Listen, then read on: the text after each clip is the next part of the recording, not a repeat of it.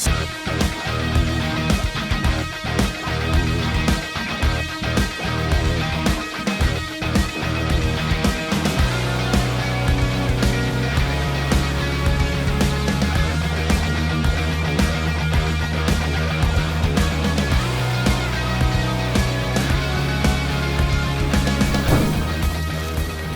is going on, guys? Welcome back to the channel.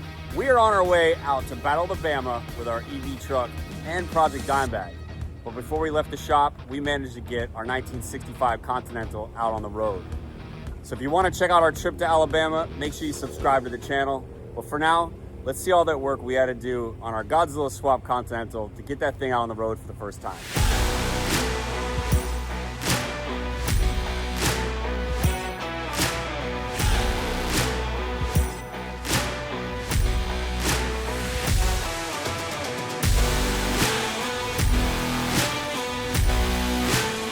All right, we got our rear glass in with our trim. It's looking good. That's nice, man. We got our windshield in. We got our rear glass in. We're just waiting on our door felts to come in so we can get all of our door glass in. Sunroof is good. So we're moving along, man. It's starting to come together.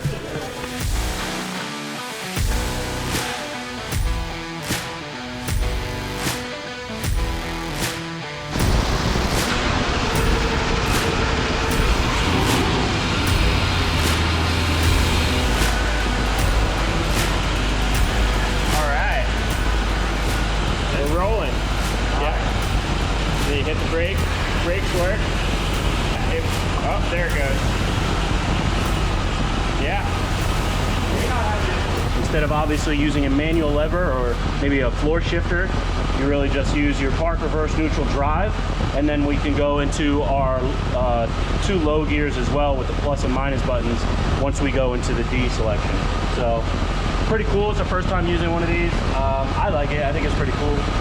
Let's stop this engine, put some coolant in it before we overheat it. Right on.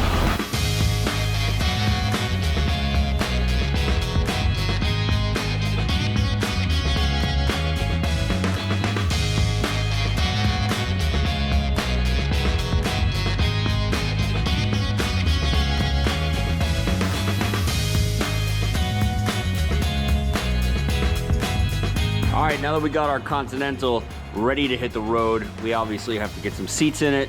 And before we can put the seats in, we got to throw down our carpet. So this is a stock carpet kit for a stock Continental. And as you guys know, this is not a stock Continental anymore. Mainly because our transmission tunnel is such a much bigger hump. We have some brackets that are in the middle of our transmission tunnel to hold on our console. So what I'm gonna do, and I already kind of laid it all out in here, just to make sure our fitment is good, is I took a piece of chalk and I chalked the line down the center. I'm gonna go ahead and cut that piece of carpet right down the center, and then I'm gonna just kind of tackle it one side at a time. There's a bunch of stuff we're gonna have to kind of cut around, like our high beam switch. We got our transmission ECU, or whatever you want to call it here, the transmission control module that's sitting right here. Like I said, the brackets, we got our seat holes for our mounts. So there's a bunch of stuff, but for now, I got it laid out in here to kind of give me an idea if it's gonna work. So I'm gonna go ahead and pull it back out, get it cut. We'll start with that. So let me go ahead and get this thing pulled out and we'll get it cut down.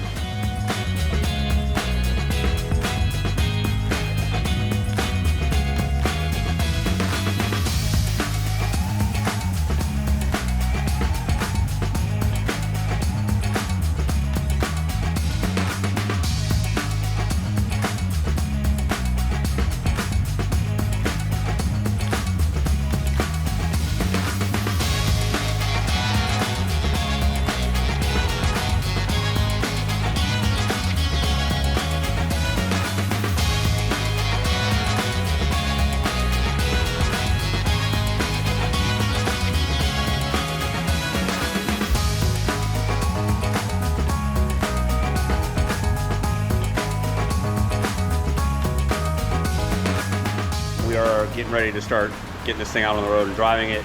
We've been building this car for a long time, and throughout the process some things have changed. Color of the car has changed directions a few times. We've repainted stuff twice. Supposed to get wrapped, then it got painted.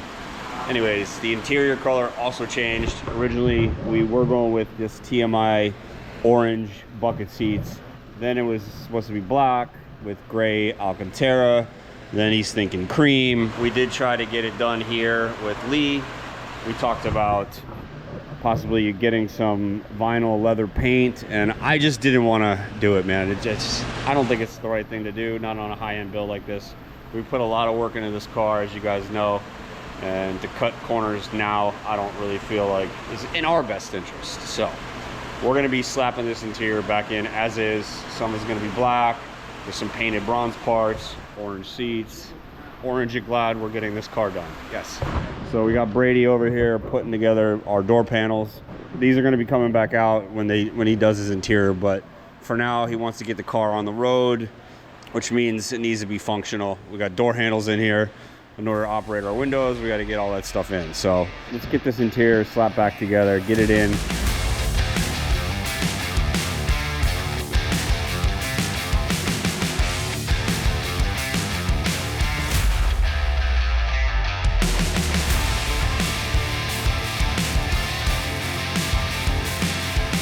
All right, we got our driver's seat bolted in.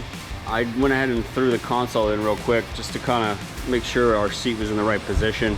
I'm not really loving the way this carpet is sitting, so I may have to glue it down. I was trying to avoid that, but it's kind of all bunched up. I don't know if it's just the fact that it's aftermarket carpet. I mean, we didn't change the floor in this car, so it should fit pretty good, but it's really not. It's kind of bound up. So I may kind of peel this back and glue this section down, maybe up to the firewall. I also wanted to make sure we had plenty of clearance here between adding the sound deadener and the carpet, but as you guys see, it's plenty of room. I'll probably even bring this carpet out a little bit, maybe stuff it with some padding or something. So I'm gonna go ahead and finish up this back side of our carpet on the back seat section, and then we'll jump over to the passenger side, get that one done. So Interiors by Mikey Rolls.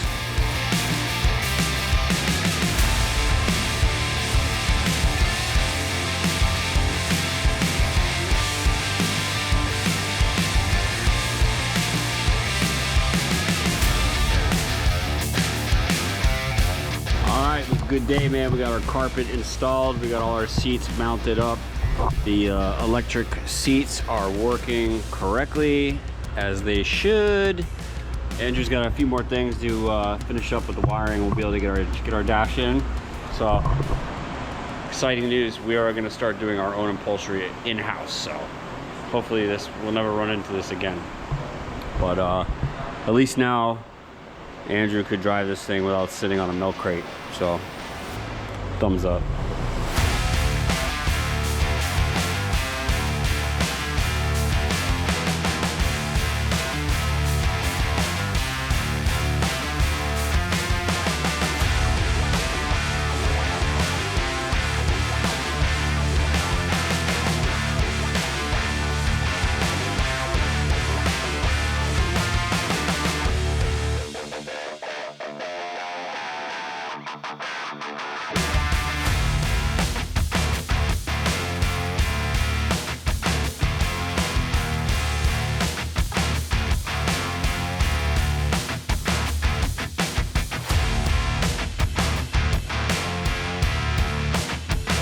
Alright guys, we got our dash popped in here, and this thing looks super clean. We also got our BMW center console thrown in here, because it's housing our electric window switches, our gear selector, our Retromod AC controls, as well as our E-level AccuAir controller, which is tucked away here in the armrest. While we're waiting to get this thing outside, let's go ahead and take a quick walk around the car and check out some of this work we've done. Like into our engine compartment with our 7.3 Godzilla, which is looking real sweet. Has our Holley high ram intake manifold, which of course we had to cut a big old hole in the hood to get this thing to fit. Pop around here to the front. Don't mind that our bumper's not on yet, that's coming soon. But we got our custom grille with our OBS headlights. We got a sequential turn signal, as well as our very modern LED backlit Lincoln emblem. Can't walk past these custom one-off SP2 forged wheels with our big Willwood brake kit popping through. And all that stuff is attached to our Crown Vic subframe. So if you guys haven't been watching this build for a while, go back and watch that, because we chopped off the entire front clip of this car and we put on a Crown Vic subframe, so that was pretty cool.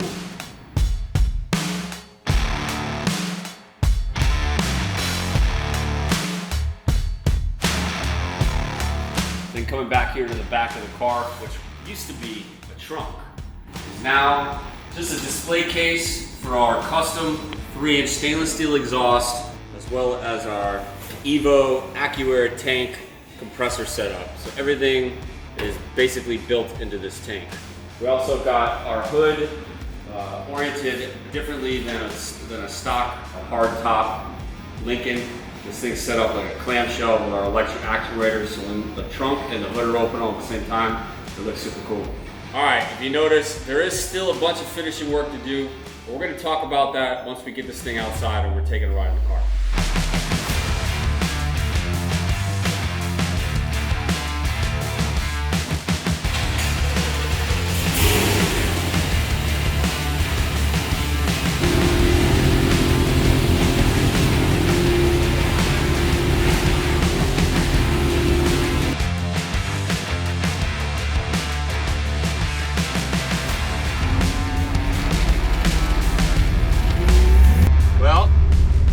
Exciting day. This is the Maiden Voyage of our 1965 and installed.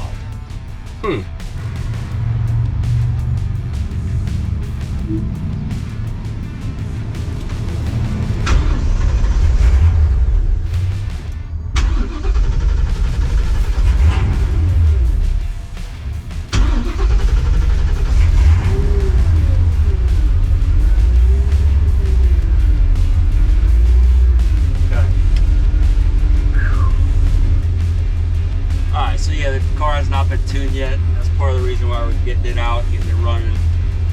That'll probably be our last step. But for now, the owner's gonna take the car and he's gonna go ahead and get this thing wrapped up at a upholstery shop. I'm sure it's gonna come back to us for some of the fine tuning, final touches, stuff like that. But you know, the car's been sitting in our shop for 3 years. Not that we've been working on it for 3 years, but it's been sitting around a lot. You know, the owner's had some family troubles, we'll say. I would have loved to see the interior get done and let us put our stamp on it, but, you know, like I said, sometimes you're not in control.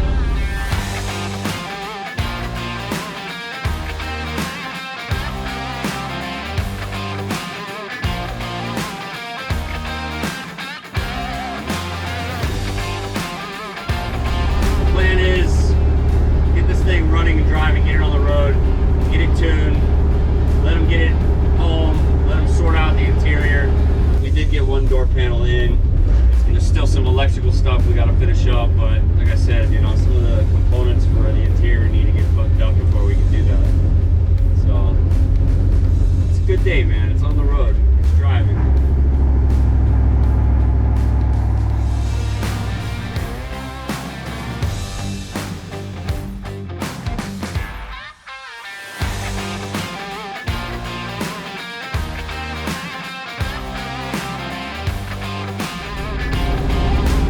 Cool, man. We, you know, this was the first Continental we built at our shop, and as you guys have been noticing, we have another one in the shop. We may have another one on deck. I like building trucks. Personally, parts aren't easy to get. Not like a pickup truck, an old Chevy C10. It's kind of a pain in the butt.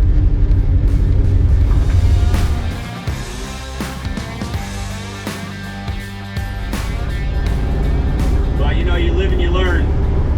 Something that inspired me with this build, dealing with the interior and going back and forth with the customer and trying to find somebody who could help us out. Salvage and Savage has decided to start their own little interior shop. So we're in the process of moving some things around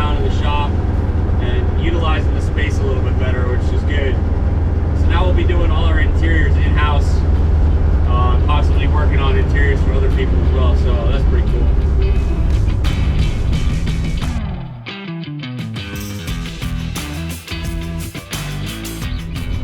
Yeah, so a couple more things we'll do this week before we get it to the owner.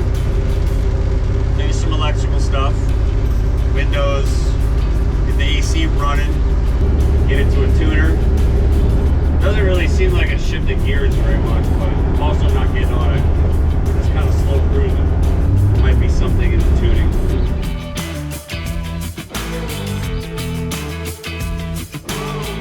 So Lincoln's back in the shop. We made it through the first drive with 0 issues, which is great, man. The only issue is I lost probably 14, 15 pounds. I'm soaking wet, so I need to go take a shower. We got a couple more things to do before we get this thing on the dyno. Andrew's got to play with the computer, maybe with the transmission, possibly with the ECU a little bit. We got some wiring to do. We're gonna slap in the door panels, but other than that, man, we're about to kiss this car goodbye, at least for now. Something tells me once the interior guy finishes his part, it'll probably be coming back, because you know, we got to put our little final details on it. But for now, the Lincoln Continental Godzilla swap has been a blast. Hope you guys have been enjoying the content. For now, we're gonna get back to work on the other Lincoln Continental, as well as giving you guys a final closeout on our twin turbo Chevelle. And then once all that's done, we're gonna finally show you guys all the work that we've been doing to this 1957 GMC. We have a huge build series coming out on that, so if you guys wanna see some truck action, make sure you hit that like, hit that subscribe button so you don't miss out. Peace.